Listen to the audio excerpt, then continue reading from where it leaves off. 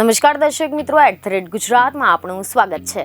રાજકોટમાં સસ્તા અનાજના નામે લોકોને હલકી ગુણવત્તાનું અનાજ પધરાવતું હોવાની ફરિયાદોની વચ્ચે ખુદ ભાજપના જ સાંસદ રામ મોકરિયાએ પુરવઠા વિભાગની પોલ ખોલી નાખી છે, જેના કારણે સરકારી તંત્રમાં ભારે હડકંપ મચી ગયો છે। રામ મોકરિયાએ સસ્તા અનાજમાં ભેળસેળ થતી હોવાનો પર્દાફાશ કર્યો છે।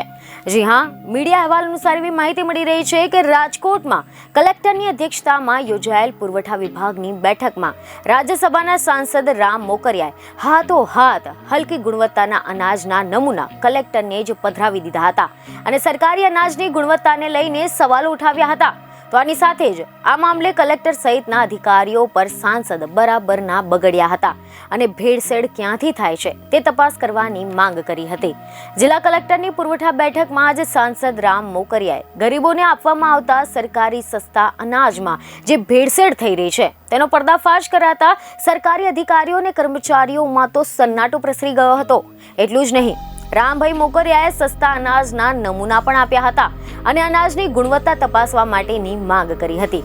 રામભાઈએ જુદી જુદી સસ્તા અનાજની દુકાનમાંથી નમૂના લઈને કલેક્ટરને સોંપ્યા હતા। ખબર એવી મળી રહી છે કે સાંસદે આપેલા આ બધા નમૂનામાં ઘઉં, ચોખા, દાળ, ચણાની ઓછી ગુણવત્તા હોવાનું તથા તેમાં જીવાત હોવાનું પણ સામે આવ્યું હતું।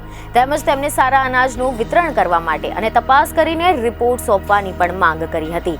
સાંસદ રામ મોકરિયાની ફરિયાદ બાદ તંત્ર પણ એક્શનમાં જોવા મળી રહ્યું છે।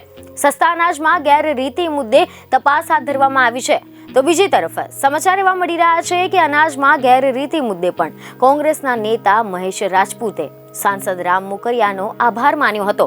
તો આની સાથે જ પ્રહાર કરતા કહ્યું કે ભાજપના જ રાજમાં વર્ષોથી અનાજ કૌભાંડ થતા આવ્યા છે અને આ કૌભાંડમાં ભાજપના નેતાઓની જ સંડોવણી બહાર આવે છે, પરંતુ કોઈ કાર્યવાહી થતી નથી। આ સાથે જ તેમને વધુમાં કટાક્ષ કરતા કહ્યું કે રામ મોકરિયાએ પહેલા તપાસી લેવું જોઈએ કે આ વખતે તો ભાજપના કોઈ નેતાની સંડોવણી નથી ને, નહીતર કોઈ પણ કાર્યવાહી નહીં થાય।